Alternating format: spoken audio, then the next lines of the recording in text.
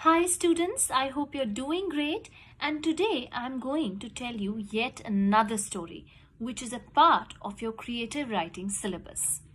Now, in the previous video, if you remember, I had already told you the story of the tiger's trick, and we had stopped there on the moment of suspense when the jackal is talking to the villager and the villager is begging the jackal for assistance, and it was to be seen what exactly would the jackal do to assist the villager, and if at all he would assist the villager in the first place. Now, this second installment of the tiger's trick opens in that same scene where it had closed previously, wherein the villager is seen standing right in front of the jackal, trying to make him understand the gravity of the situation and what exactly took place.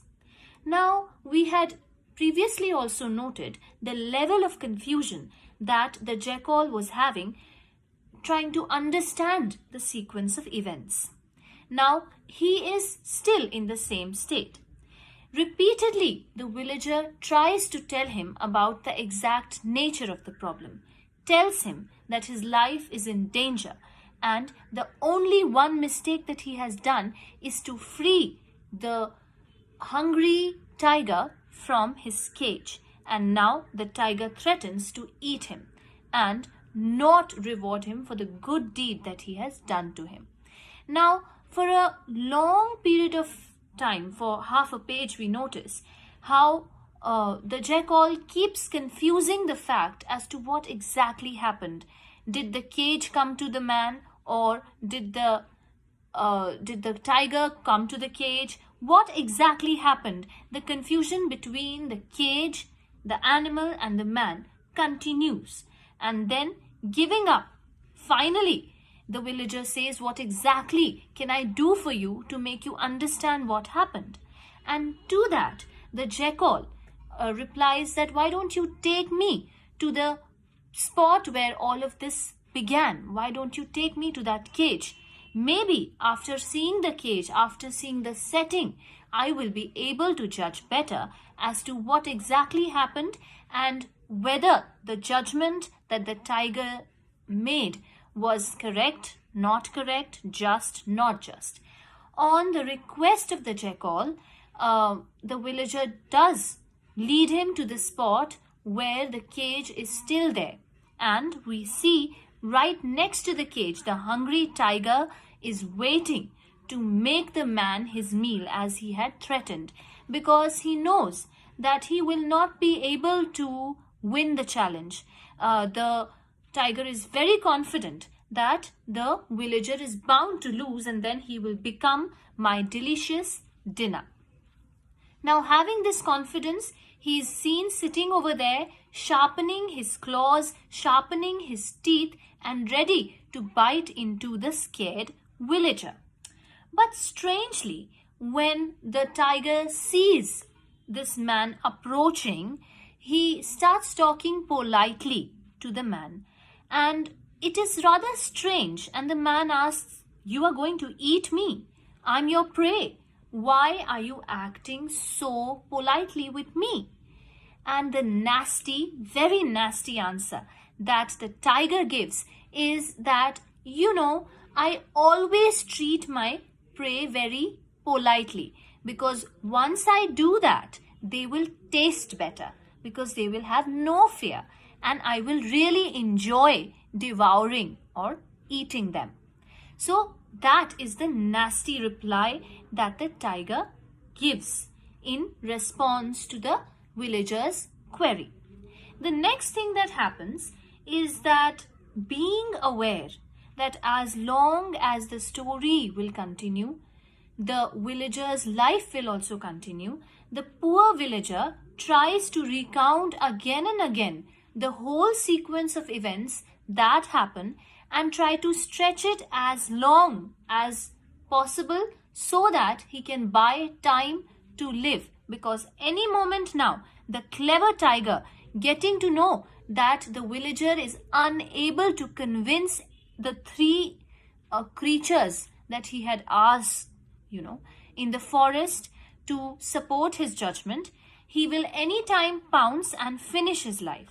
So poor villager, trying to, stretch the span of his existence, is trying to as elaborately as possible recount the entire situation. And the hungry tiger is seen getting very, very impatient. And then suddenly, when he sees that despite multiple attempts, the jackal is still very confused. I don't know what happened. Did the cage come? Did the tiger come? Who ate who? Who was in the cage? Who opened the cage? There are so many questions. And then the hungry tiger loses his temper. And he says, "You are a foolish, foolish animal. You have no sense of understanding. Don't you see that I was in the cage and the villager freed me, and I then came out of the cage and attacked the man?" But he says, "Oh, my poor, poor brain. I cannot understand anything. Can you act it out for me?"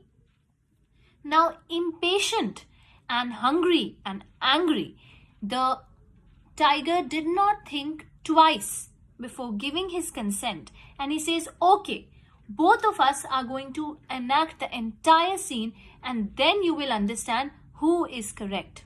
And the enactment begins. And he says, "See, I am the tiger, this is the man, and this is the cage. And see, now I'm going to enter the cage, and then the man will free me and will show you how exactly everything happens." Now, the jackal, as we have always seen, ever since the beginning, that the jackal is very, very foolish. But at this moment, we realize that the jackal is not as stupid as he thinks. Why? Because the moment, for the sake of enactment, when the tiger enters the cage, quickly, like a bolt of lightning, the jackal comes in and he says, "I understand that you were in there, inside that cage, and you know what? You deserve to stay in." And he quickly locks the cage. And both of them, the jackal and the man, they are both free of the tiger. And just minutes before that, the tiger had also threatened to harm the jackal. So both of them have been now successful to save each other and also trap the tiger in his own trick. So, interestingly, while we were thinking the whole time that it was the tiger's trick that had fooled the villager, and it was the foolish jackal that was making things even more difficult for the poor villager, on the other hand, we realize that it is all about the jackal's trick, and it is actually him trapping the tiger and ensuring freedom for himself as well as for the man. Clever as the jackal is, it is a very interesting read the way the jackal pretends to be stupid. So, the understanding that we get out of this is that the reality is not always as it seems. And somebody who you think might be weak, stupid, foolish, not very capable, might turn out to be a person with a lot of presence of mind who is able to solve the situation in minutes. What the people, the red hen, and the bull could not do, the jackal, in his pretend foolishness, was able to accomplish. So, I hope you enjoyed this story, and I wish that you read it on your own and enjoy it as much as I did.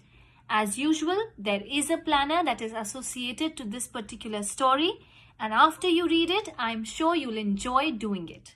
Have a great day, students. Thank you for listening, and I hope you enjoyed the lecture. Thank you so much.